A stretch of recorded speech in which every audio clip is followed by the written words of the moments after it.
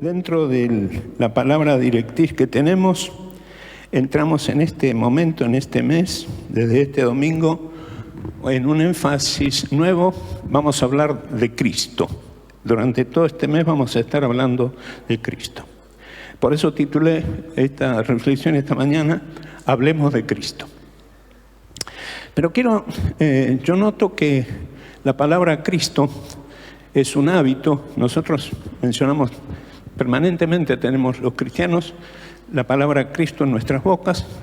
Es tanto que yo creo que hasta se nos ha convertido en algún momento en un hábito religioso y hasta lo mencionamos casi en piloto automático. Venimos, para nosotros es normal hablar de Cristo.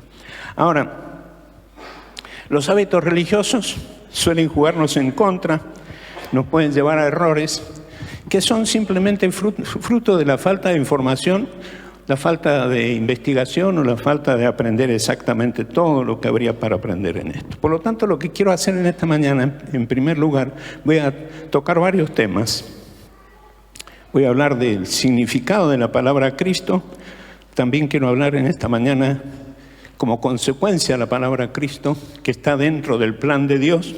¿Cuál es el origen del plan de Dios?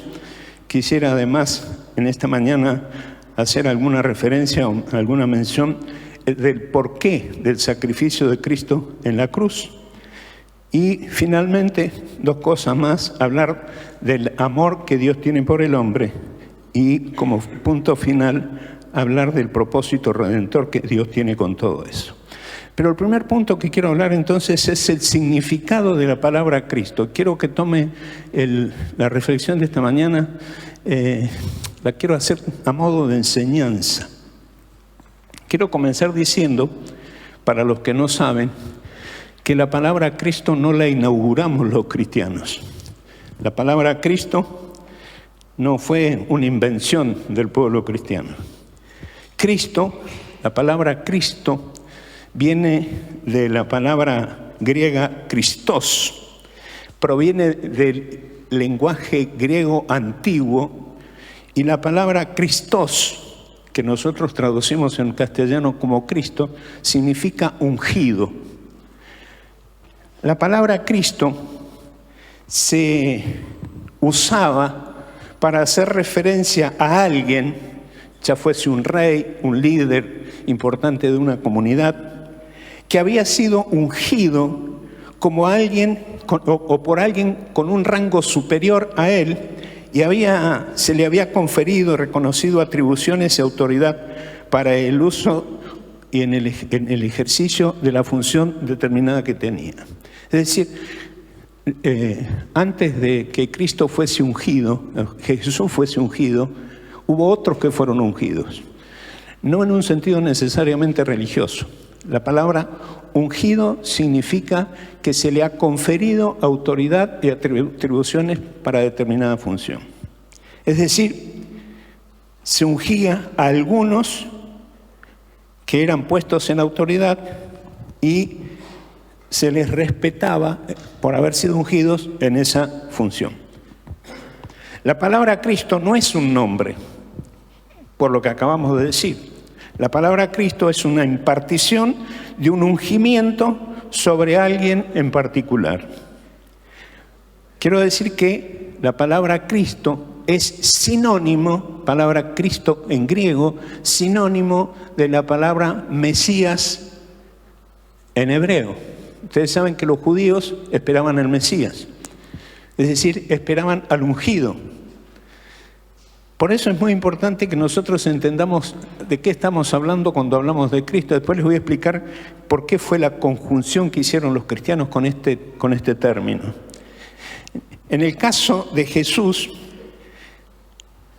estar ungido por el Padre, por Dios, el Padre, era descriptivo tanto de la misión como la autoridad y las atribuciones con que había sido investido por el Padre. Lo anterior nos ayuda a comprender que cuando el pueblo judío esperaba al Mesías, lo que estaban diciendo, estamos esperando al ungido de Dios. ¿Me van siguiendo? ¿Sí? Vuelvo a decir, esto es una clase más o menos expositiva, breve, simple, sencilla, no la podemos hacer mucho más profunda por una cuestión de tiempo, pero me importa que usted se lleve este contenido. Equivocadamente, por supuesto, el pueblo judío que esperaba al Mesías, al ungido de Dios, equivocadamente, los judíos en general esperaban a un Mesías político que los sacara políticamente del dominio que ejercía sobre su pueblo el gobierno romano. Esa era la intención. Por eso en algún momento le preguntaron a Jesús, ¿restaurarás el reino de Israel en este tiempo? Lo que le estaba diciendo, ¿los sacarás a los romanos de encima nuestro? Y el Jesús le dijo, miren, hay cosas que solamente el Padre puso en su sola potestad, yo no puedo responder eso. Pero los judíos equivocadamente esperaban eso.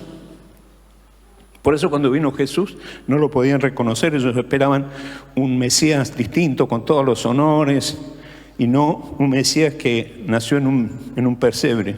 Muchos de ellos, muchos de los judíos hasta el día de hoy siguen sin reconocer a Jesús como el Mesías, el enviado del Padre. Entonces, tratando de acercarnos un poco más al punto en cuestión, la palabra Cristo aplicada a Jesús se refería, y aquí hay 3 o 4 términos que me importa mencionar y que usted los retenga. Se refería al ungido del Padre, al Verbo encarnado. Usted habrá leído en la Biblia acerca del Verbo encarnado, en todo caso decir Dios hecho hombre. La encarnación no es otra cosa que la manifestación en Jesús del Dios eterno. La encarnación. Entonces, cuando hablamos de Jesús como el Cristo, lo que estamos diciendo, el ungido del Padre, el Verbo encarnado, Dios hecho hombre. Es precisamente a esto que se refirió el apóstol Pablo, y aquí le vamos a entrar a dar un poco más de base bíblica al asunto. Cuando el apóstol Pablo le escribió a los cristianos de Filipo, en Filipenses capítulo 2, versículos 5 al 11, dice la palabra, siendo por naturaleza Dios, no consideró el ser igual a Dios como cosa a que aferrarse, por el contrario, se rebajó voluntariamente tomando la naturaleza de siervo, haciéndose semejante a los seres humanos y manifestándose como hombre, se humilló a sí mismo y se hizo obediente hasta la muerte y muerte de cruz.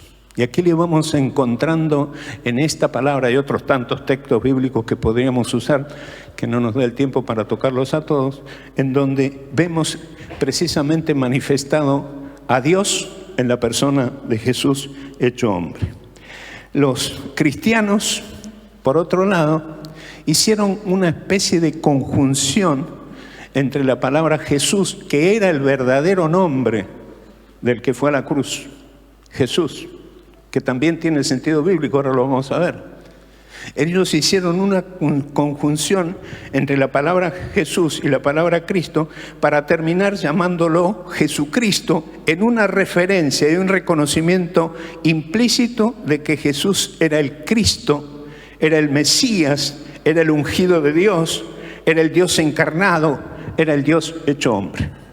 Por eso cuando nosotros hablamos en el nombre de Jesucristo, estamos justamente haciendo referencia a todo esto que no lo tenemos presente quizás al momento de mencionar la palabra Jesucristo, pero usted tiene que entender y lo tiene que saber por lo menos una vez, todo lo que significa esta terminología que los cristianos empezaron a aplicar sobre la persona de Jesús, reconociéndolo como el Mesías, reconociéndolo como el ungido de Dios, reconociéndolo como Dios hecho hombre, como el encarnado, como el Verbo encarnado. Todo esto en esta palabra Jesucristo. Y a mí me parece muy importante al empezar este mes, en este énfasis que vamos a ir tocando distintos aspectos de lo que tiene que ver con esto, que nos llevemos una idea clara. Jesús fue llamado Jesús. El ángel le dijo a María cómo se iba a llamar. Y nunca dejó de llamarse Jesús. Y cuando se lo empezó a llamar el Cristo, y quiero poner el énfasis en esto para que usted se lo lleve claro en esta mañana, se estaba haciendo referencia a la impartición que Dios puso sobre Jesús, que fue el que vino a la cruz, el que murió, el que resucitó, el que está a la diestra del Padre. El Cristo, el Mesías, el ungido de Dios, el Dios hecho hombre, el Verbo encarnado. Todo esto estamos conjugando en la palabra Jesucristo. ¿Me va siguiendo? Amén. Ahora, cuando le hable a una persona de Jesucristo, si usted todavía no lo termina de entender, no le diga, te quiero hablar de Jesús, del Verbo encarnado, porque la persona va a decir, ¿qué verbo? Esto tiene que saberlo usted. La palabra verbo, la palabra palabra como palabra, justamente hace referencia al Jesús todo el tiempo. De hecho, cuando Juan escribe en el capítulo 1 del Evangelio, dice, en el principio era el Verbo, y el Verbo era con Dios, y el Verbo era Dios. Léalo, Juan 1:1. En el principio era el Verbo, y el Verbo era con Dios, y el Verbo era Dios. Habiendo dicho esto, quiero pasar a un segundo punto para entender el plan de Dios, y este Mesías, este Cristo, este ungido por el Padre, tenía lugar. Y por lo tanto quiero hablar del origen de este plan. Yo quiero evitar entrar en conceptos teológicos muy profundos, pero debemos recordar que la redención del hombre caído como consecuencia del pecado, en un acto de pura y exclusiva elección de Dios, Él escogió salvarnos. Esto es lo que se llama en teología la elección de Dios. Dios decidió salvarnos. El origen del plan es que Dios escogió salvar al hombre. ¿Cómo entendemos esto? ¿Cómo lo explicamos? El Padre decidió salir al rescate del hombre para volver a ponerlo en la posición que Él había establecido como propósito desde el principio. Veamos algunos puntos a considerar. Cuando Dios creó al hombre, lo colocó en la tierra para gobernar y administrar. Esto dice la palabra en Génesis 1:28. Sean fructíferos, multiplíquense, llenen la tierra, gobiernen sobre ella. De la misma manera, sobre los peces del mar, las aves del cielo y todos los animales que corren por el suelo. Se comprende que Dios creó al hombre con un propósito definido. Ahora bien, el pecado de Adán trajo maldición sobre su propia vida y sobre la creación, de modo que Dios en Génesis 3:27 dice, dado que comiste del árbol que te ordené que no comieras, la tierra es maldita por tu culpa. Toda tu vida lucharás para poder vivir de ella. ¿Usted va siguiendo el hilo de la reflexión? Si sigue me dice amén, si no, dígame, repita, pastor. ¿Me van siguiendo? Muy bien. Sigo. Dios nunca cambió su plan. En tercer lugar, Dios nunca cambió su plan inicial con el hombre y salió al rescate del hombre. Recordemos que el ángel, acá está lo que les decía antes, anunció a María acerca del niño que iba a nacer, que llevaría por nombre Jesús. Y en Mateo 1:16 dice, porque llamarás su nombre Jesús, porque él salvará a su pueblo de sus pecados.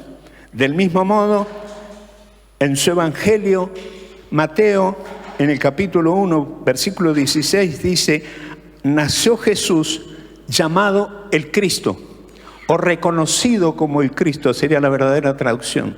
Reconocido como el ungido de Dios, reconocido como el Verbo encarnado, reconocido como Dios hecho hombre. Yo sé que estoy tirando muchos conceptos esta mañana, pero no sé si me va siguiendo. Por favor, pido disculpas, me interesa dejar algo depositado en ustedes en esta mañana, porque cuando vamos a hablar de Cristo tenemos que tener todo el mensaje completo, no podemos tener parte. Entonces repaso esto último.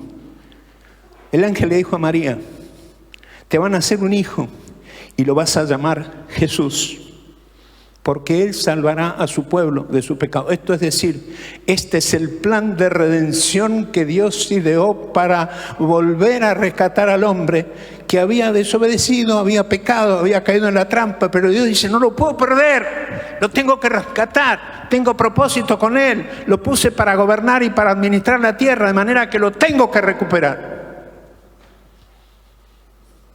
Él salvará a su pueblo de su pecado. Y es allí donde Mateo va a decir que nació Jesús, llamado Cristo, el ungido, el Verbo encarnado, Dios hecho hombre. Cuando Jesús nació, creció, inició su ministerio y escogió a sus discípulos. Y al enviarlos les dijo, vayan y prediquen que el reino de los cielos se ha acercado. Es interesante porque ya el plan está en marcha.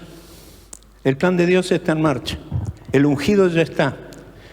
Jesús ya nació. Jesús ya vino a la tierra. Jesús empieza su ministerio.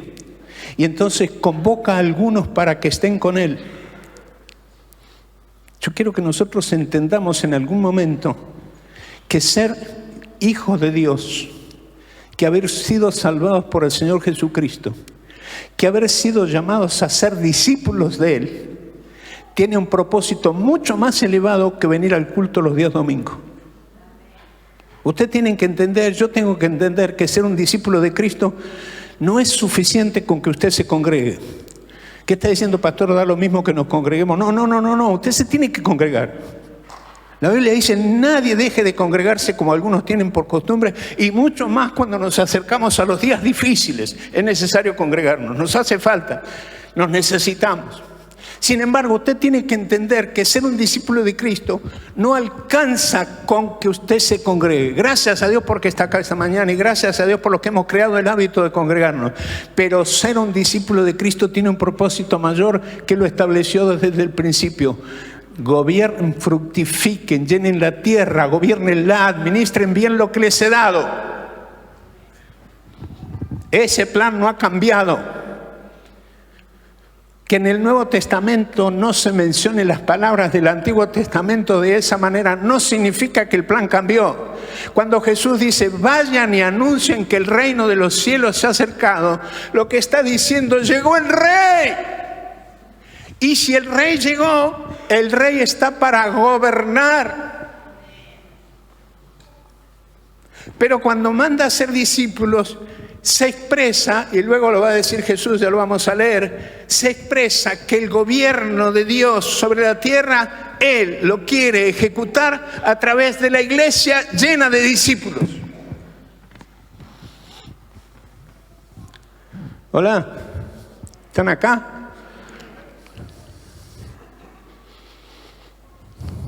Que el reino se haya acercado, habla una vez más del propósito gubernamental de Dios.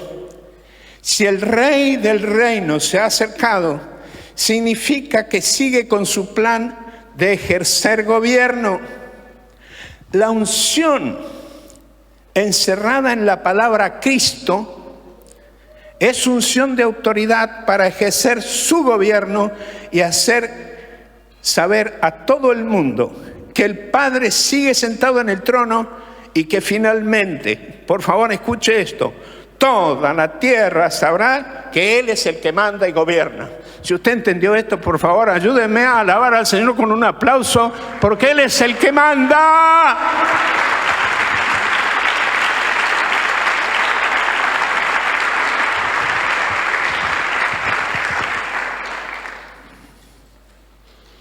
Y en este sentido quiero decir algo que a mí me parece muy importante. Y esto, si no lo entienden ahora, no importa, me preguntan todas las veces que quieran, después yo se lo explico. La unción de Cristo está en la iglesia, en tanto la iglesia es el cuerpo de Cristo, de la cual Él es la cabeza. Este no es un concepto teológico muy desarrollado, sin embargo, la Biblia es clara en explicar esto. La unción de Cristo está en la iglesia, en tanto la iglesia es el cuerpo de Cristo de la que Él es la cabeza. Por supuesto, nadie vaya a salir de aquí diciendo, el pastor dijo que da lo mismo Cristo que nosotros. No estoy diciendo eso. Pero para algo Jesús dijo, yo edificaré mi iglesia y las puertas del Hades no prevalecerán contra ella.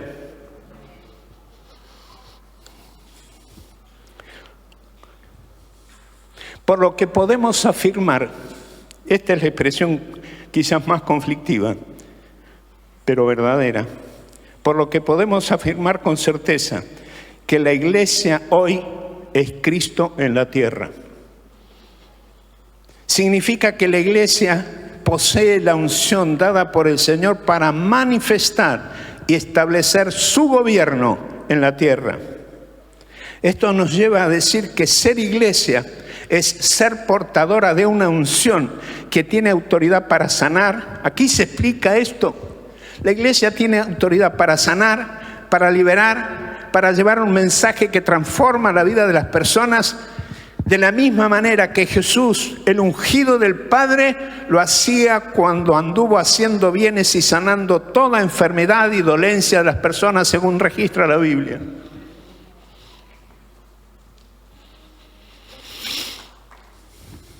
Entonces uno se pregunta, ¿y entonces por qué la cruz? ¿Por qué su sacrificio en la cruz? En la justicia divina, Biblia pura, ¿cómo me gustaría que una de las capacitaciones que podamos hacer justamente sea llegar a profundizar este aspecto? Me acuerdo cuando estudiaba en el seminario, era la gran discusión de algunos teólogos que decían que Dios era más amor que justicia, otros decían que era más justicia que amor, y la Biblia dice que es amor y justicia. No hay medias tintas en esto. Desde la justicia divina hay propósitos que no cambian, sino que se afirman y mantienen desde siempre y para siempre. En esto leemos en el capítulo 14 de Número: Jehová, tardo para la ira y grande en misericordia, que perdona la iniquidad y la rebelión, etcétera, etcétera, dice, de ningún modo tendrá por inocente al culpable. Lo dice la palabra. No dará por inocente al culpable. Es decir, la ley, según registra Hebreos 1:22, la ley exige que casi todo sea purificado con sangre, porque sin derramamiento de sangre no hay perdón de pecado. Los textos que acabamos de leer son una muestra clara de que la misericordia y el favor de Dios para con el hombre nunca faltan. Pero el hombre debía responder por su pecado. Fue el hombre el que pecó. El hombre debía responder por su pecado. Y allí le aparece Dios en el camino, en su plan de redención, diciendo que Jesús, el Cristo, el ungido del Padre, el Verbo encarnado, Dios hecho hombre, en la persona de Jesús, ocupó nuestro lugar en la cruz, yendo Él a la cruz. Por eso es que tu deuda y mi deuda está pagada. ¿Cuántos dicen amén a eso? Dios nunca renunció a sus propósitos y sus planes. De allí que cuando el hombre pecó y cayó, el Señor mostró inmediatamente su plan redentor en Cristo Jesús. Y entonces allí vamos necesariamente a un punto importante que a nosotros nos importa mencionar, y es el amor de Dios por el hombre. Lo expresado en los puntos anteriores explica y da luz para entender el tan conocido texto por nosotros de Juan 3:16, donde la palabra de Dios dice que de tal manera amó Dios al mundo que ha dado su Hijo unigénito, el ungido del Padre, el Cristo, el Verbo encarnado, para que todo aquel que en Él cree no se pierda, mas tenga vida eterna.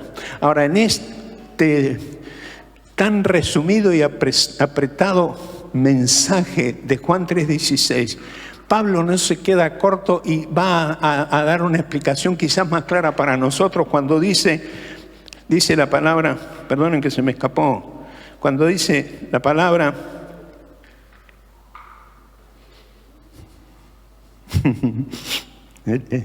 la culpa no es de la tablet, es mía.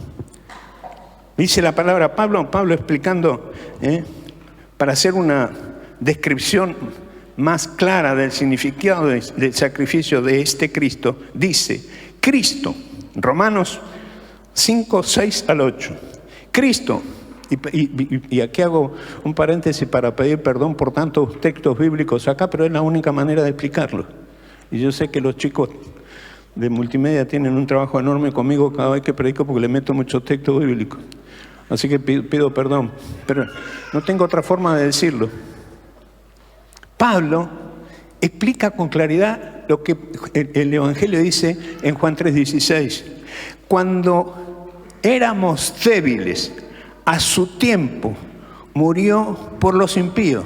Voy a repetir. Cristo, el ungido del Padre, cuando éramos débiles, a su tiempo murió por los impíos. Y aquí hace una reflexión que a mí me parece magnífica. Dice, ciertamente, apenas morirá alguno por un justo. Con todo, pudiera ser que alguno osara morir por el bueno. Pero Dios, abundante en amor, en misericordia, etc., Dios muestra su amor para con nosotros en que siendo pecadores, ni justos, ni puros, ni buenos, pecadores, siendo pecadores, Cristo murió por nosotros, según dice la palabra. Eso muestra el amor profundo de Dios por el hombre. Estamos en una clase esta mañana, no se me pierda porque ahora viene otro aspecto importante. El propósito redentor de Dios expresado en la Biblia. Permítanme agregar entonces un punto más a la reflexión. Quiero decir que la esencia del plan de redención ya ha sido consumado y se completó en Cristo Jesús. Pero lo que todavía falta es que todo el mundo conozca y tenga acceso a ese plan. ¿Me va siguiendo? El plan ya fue consumado. La redención ya está completa. No hay que agregarle nada. Jesús pagó por todo. No tenemos que agregar nada. No tenemos ni siquiera que religión agregarle nada. Ya está completo. Sin embargo, lo que falta es que todo el mundo conozca el plan y tenga acceso al plan, cosa que no la determinamos nosotros, el acceso al plan lo determina Dios. Pero nosotros somos parte del asunto porque somos el vehículo escogido por Dios para dar a conocer el plan. Hola. ¿Cuántos dicen amén? Lo quiero ver no sé cuándo es el próximo evento de evangelismo urbano en la calle, que el otro día los chicos nos invitaron con tanto énfasis diciendo quién se quiere enganchar. Quiero que entendamos esto porque tenemos que salir a la calle a decirle a la gente, Dios es accesible en Cristo Jesús. Dios no está lejos. Como me dijo un compañero en la universidad en un momento, y vos me hablas de Dios, pero Dios está en el cielo y los problemas yo los tengo acá en la tierra. No. Gracias al Señor, Dios no hace los planes incompletos. En la Biblia yo leo que si bien es cierto Jesús ascendió y está sentado a la diestra del Padre, el mismo Jesús, Juan capítulo 14, capítulo 16, se encargó de decir, yo me voy, pero les dejo al Espíritu Santo para que esté con ustedes para siempre. Él los guiará a toda la verdad. A algunos les encanta hablar del Espíritu Santo cuando hablan de las manifestaciones, de los dones y de todas cosas que hace el Espíritu Santo, gloria a Dios por eso. Pero te quiero decir que lo más importante es que el Espíritu Santo nos ha capacitado para que nosotros hagamos accesible a la gente o entendible a la gente el mensaje de salvación para que la gente crea en el Señor Jesucristo. De hecho, eso fue lo que pasó en el día de Pentecostés. No voy a ponerme a explicar todo eso ahora porque sería muy largo, pero quiero decirle que en Hechos 2, cuando se manifestó el Espíritu Santo, que vino y la manifestación visible como lenguas de fuego sobre la cabeza de cada uno, y todos le escuchaban hablar en su propia lengua. Es interesante que entre los versículos 4 y 11 de Hechos 2 se menciona 4 veces la palabra lengua. En el capítulo 4, versículo 6, versículo 8 y versículo 11.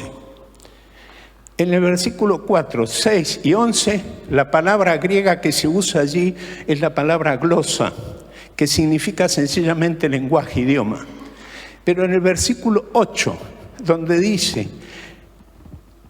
que estaban escuchando las maravillas de Dios y sorprendidos dijeron: cada uno de nosotros le escucha hablar en su propia lengua. La palabra lengua ahí no es glosa. La palabra lengua que se traduce como lengua en nuestra Biblia es la palabra dialectos, que es de donde viene el famoso término nuestro dialecto. Ahora, la palabra dialectos estaba haciendo referencia a una cultura, a una forma de vivir, a términos desconocidos por otros, que les eran propios los que tenían determinado dialecto, y cada uno le escuchó hablar de Dios en su dialecto. ¿Saben quién hizo eso? El Espíritu Santo.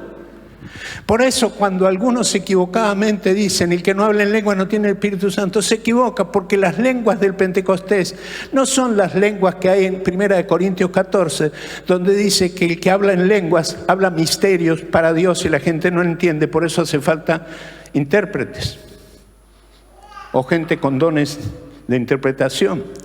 Pero lo de Hechos 2 es una manifestación de idiomas comprensibles por la gente, para que la gente entienda el lenguaje o el mensaje en su propio idioma.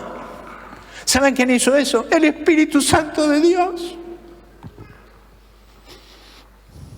Por eso no era importante la lengüita de juego, no era importante que hablaban en lengua. Lo importante era que la gente escuchó hablar de las maravillas de Dios, de este Cristo, de este enviado por el Padre, de este el Verbo encarnado, este Cristo.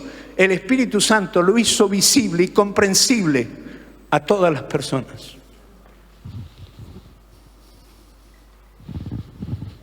Por eso cuando Jesús se acerca a sus discípulos en lo que nosotros conocemos la Gran Comisión,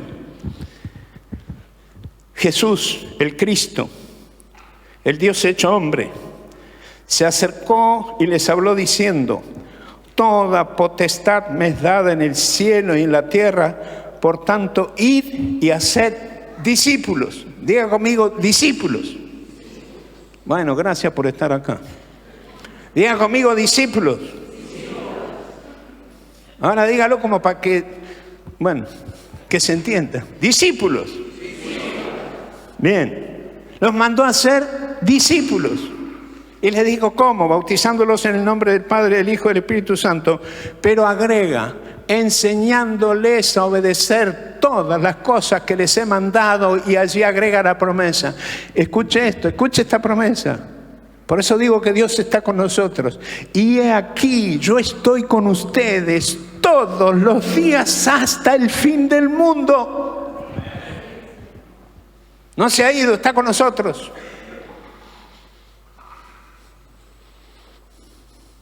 En síntesis, porque luego vamos a pasar a la Cena del Señor. Porque la Cena del Señor hoy tiene que tener un significado especial de celebración. Siempre es celebración, pero una celebración muy particular porque estamos celebrando el plan de Dios en Cristo Jesús. Hoy estamos celebrando al Cristo, hoy estamos celebrando al ungido por el Padre, hoy estamos celebrando al encarnado, al Dios encarnado, al Dios hecho hombre en Cristo Jesús. De manera que la cena hoy tiene que tener un sentido de celebración profunda. Pero termino de esta manera. Dios y su plan Por favor, grábese esto, que es cortito, pero es como para grabárselo. Su plan no es llenar el templo de gente o los templos de gente. Su plan es llenar la tierra de discípulos de Cristo. Discípulos de Cristo son los que manifestarán y expresarán el gobierno de Dios en esta tierra.